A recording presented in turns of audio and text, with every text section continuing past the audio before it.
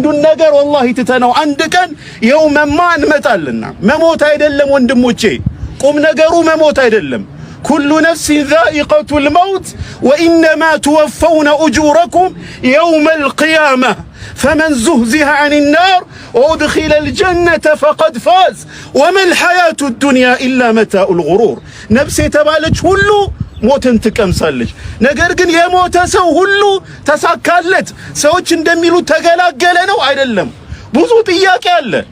የጀነትም የጀሃነም ህይወት እዚህ ጋር ነው የሚጀምረውና እድለኛ ብሎ ማለት فمن زهزه عن النار وادخل الجنة فقد فاز الله كجهنم ነፃ አውጥቶት ጀነትን የሰጠው ሰው አላህ ዘንድ እድለኛ ማለት ይሄ ነው እውነተኛ አሁን ባለንበት ተጨባጭ አሁን እንደቆሸሽ ነው አቆሻሸሽ ድንገት መለከል ሞት ቢመጣ ዝግጁ ነው ነው ሁላችንም والله ራሳችንን እንፈትሽና ይሄ አጀላችን መቼ ነውና ይሄ አጀላችን መቼ ነውና من علامة الساعة كقيامة ملكت الموت الفجاء ድንገተኛ ሞት መብዛቱ ነው ዛሬ ወንድሞቼ መኖርን መመኘት እስኪያጸላን ድረስ ምን ያዩ ነገር በጣም አስቀያሚ ሆኗል ዙልም በስቷል ደም የሰው ልጅ ደም እንደ ጎርፍ እየወረደ ነው ተመልከቱ ወለጋ ጎንደር በተለያየ ቦታ ላይ የሰው ልጅ ደም እየፈሰሰ ነው ዛሬም እኛ እንስቃለን ዛሬም ብዙ ፕሮጀክት አለን ዛሬም አኺራን ረስተናል ዛሬም እርስ በርስ እንባላለን ዛሬም በመጅሊስ ወንበር እንባላለን ዛሬም እርስ በርስ እንቀሳሰራለን ዛሬም ወንድሞቻችንን በትንሽ አይን እናያለን መቼ ነው የምንማረው ከቁርአን በላይ ምንድነው የሚያስተምረን ከሞት በላይ ምንድነው የሚያስተምረን በዚህ ቅሰቶች ካልተማርን ثم قست قلوبكم من بعد ذلك فهي كالحجارة أو أشد قسوة ልባችሁ ደረቀ ይለናል ከድንጋይ በላይ የሰው ልጅ ቀልብ ሲደርቅ ይደርቃል ከድንጋይ መሃል ከአላህ ፍራቻ የተነሳ ስትፈረክሰው ውሃም ያወጣል ከተራራ ላይ ተንከባሎም ይወድቃል የሰው ልጅ ቀልብ በወንጀል ደርቋልና ስለዚህ ወንድሞቼ ቀስ ብለን እስኪ ራሳችንን እንፈትሽን حاسبوا أنفسكم قبل أن تحاسبوا وزنوها قبل أن توزنوا ስራችንን ዛሬ እንገምግም እውነት ምን ሰራው ዓሊሙ ዱዓቱ ትላልቅ ቦታ ላይ ያለን ሰዎች እውነት ለአላህ ብለን ነው ምን ሰራው ወይስ የውመል ቂያማ ምናልባት ጀሃነም ይለከሰው በእኛ ይሆን ተራው ማህበርስ እየተከተለ ያለው ምንድነው እውነት ዲንን ከፍ ለማድረግ ነው ወይ ብሔራችንን ከፍ ለማድረግ ኪሳችንን ከፍ ለማድረግ ኡማው ምናባለው ኡማው ምናበጣብጠው እውነት የዲን ፍቅር ኖሮ ነው ወይስ ሌላ ጥቅም እንፈልጋ ነው ጥቅም والله የፈለገ ቢትከማች ولو كنتم في بروج مشيدة يوما ما ትመጣለህ እዚህ ቦታ ላይና እዚህ ቦታ ላይ የማይመጣ ሰው የለም እድለኛ ማለት እዚህ ቦታ ላይ ከመምጣቱ በፊት ራሱን ቆም ብሎ ማሰብ ነው ወንድሞቼ የሰው ልጅ ቁርአን ስለ ክብር ሲያወራ ስላንተ ዘር ክብር አላወራም ስላንተ እምነት ክብር አላወራም የመጀመሪያ ክብር ያወራው ولقد كرمنا بني آدم የሰው ልጅ ሰው በመሆን ክብር አለው ዛሬ ሰው በሃይማኖቱ እየተገደለ ነው ዛሬ ሰው በዘሩ እየተገደለ ነው እኔ ኦሮሞ ሆኜ ልወለድ ብያልተወለድኩም አማራ ሆኜ ልወለድ ብያልተወለድኩምና ወንድሞቼ ቀልባችን ሊደነግጥ ይገባልና እንደዚህ በክብር መቀበር والله እድሉን ላናገኝ እንችላለንና ብዙ ሰዎች በየቦታው ደማቸው ደመከልብ እየሆነ ነው የኛ አቂባ የኛ ኻቲማ ምን እንደሚሆን ስለማናቅ እባካችሁ ይሄ እየፈሰሰ ያለው ደም ጎርፍ ሆኖ ሁላችንም ቤት ገብቶ አጥለቅልቆ ሳይወስደን መራአ ሚንኩሙል ሙንከር መጥፎን ነገር ያየሰው ከቻለ በእጁ ይታገል ከቻለ በምላሱ ይናገር ካልቻለ በቀልቡ ይጥራ ዛሬ አንተ ቤት ስላልገባ ያንተ አካባቢ ምንም ስላልሆነ ቁጭ ብለህ ምትስቅ ሆነ والله ነገ ጀዛውን ታገኘዋለህ ዛሊሞች ማንም ይሁን የትኛውም ዘር ላይ ይሁን የትኛውም እምነት ላይ ይደበቅ وما للظالمين من انصار ለበደለኞች ረዳት የላቸውም አላህም አይረዳቸውም ፍጡሩም አይረዳቸውም እነዚህ ሰው ያልሆኑ ከሰው በታች የረከሱ ሰዎች ሰው ናቸው ብለን እንኳን ለነሱ ስያሜ መስጠት ልንጠየፍ ይገባል እባካችሁ የተዘለሙ ሰዎችን አላህ በደላቸውን አላህ ዱዓቸው እንዲሰማ ለሊት ተነስተን ዱዓ እናድርግ እዚህ መሃል ብዙ የአላህ ባሮች አላችሁ ተተጃፋ ጁኑቡሁም አኒል መዳጂዕ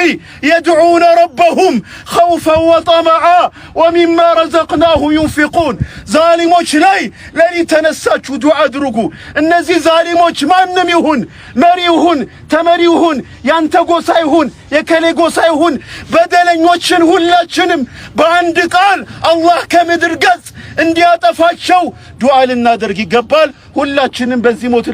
ልንመከር ይገባል አላህ የሞተውን ወንድማችን አላህ የጀነት አላህ ያድርገው اللهم اغفر له وارحمه ووسع مدخله واغسله بالماء والثلج والبرد ونقه من الذنوب كما ينقى ثوب الأبيض من الدنس اللهم أبدل له دارا خيرا من داره وأهلا خيرا من أهله اللهم ارحمنا إذا سرنا إلى ما ساروا إليه تحت الجنادل والتراب وحدنا اللهم لا تجعل الدنيا أكبر همنا ولا مبلغ علمنا ولا تسلط علينا بذنوبنا من لا يخافك فينا ولا يرحمنا اللهم احقن دماء الأبرياء في كل مكان اللهم انتقم للمسلمين في كل مكان خاصة في ولقة اللهم عليك بالظالمين اللهم عليك بالمجرمين اللهم طال ليل الظالمين اللهم طال ليل الجبابرة اللهم عظمتك فوق عظمتهم اللهم قدرتك فوق قدرتهم اللهم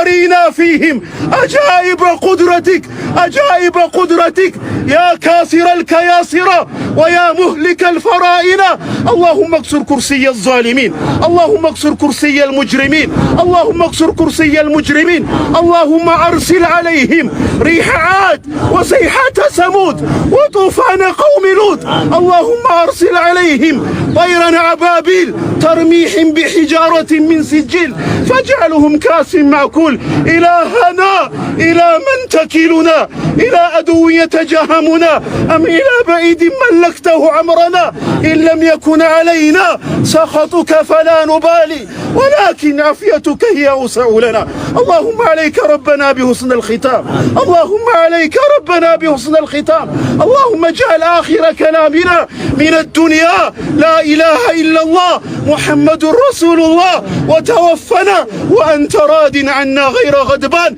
يا مقلب القلوب ثبت قلوبنا على دينك يا مصرف العمر صرف أمورنا على طاعتك اللهم انتقم للمظلومين اللهم انتقم للمظلومين اللهم هؤلاء الضعفاء ليس لهم قوة إلا هذا الدعاء اللهم هؤلاء الجبابرة هؤلاء الظالمين قد اعتمدوا على قوتهم قد اعتمدوا على كرسيهم اللهم إنا نعتمد عليك اللهم أنت حسبنا ونعم الوكيل حسبنا الله وحسبنا حسبنا الخالق من المخلوق حسبنا الرازق من المرزوق اللهم احفظنا من بين أيدينا ومن خلفنا وعن أيماننا وعن شمائلنا ونعوذ بك أن نغتال من تحتنا رب يسر ولا تؤسر عونك يا كريم وصلى الله على نبينا محمد وعلى آله وأصحابه الأخيار السلام عليكم ورحمة الله وبركاته ከዚህ በላይ ብዙ ዳዮች አሉ ብዙ ኡስታዞች አሉ ብዙ ነገር ዛሬ በዚህ ልጅ ሰበብ ልንማር የምንችልባቸው ብዙ ነገሮች አሉ የሚያጅባችሁ ይሄ ልጅ ከተወለደበት ጊዜ ጀምሮ አሁን 18 ዓመት እስኪሞላው ድረስ አላህ የራሱን ሂክማ ተጠቅሞ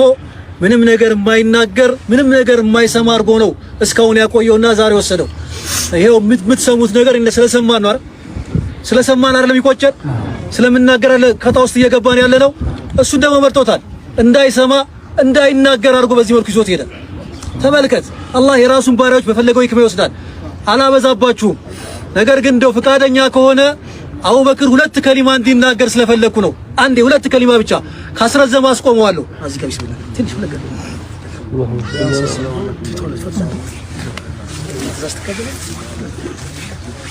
ተናግረውታል እንትኑ ይሄ ልዩነቱ መቀበልና ለመቀበሉ ጉዳይ ላይ ነው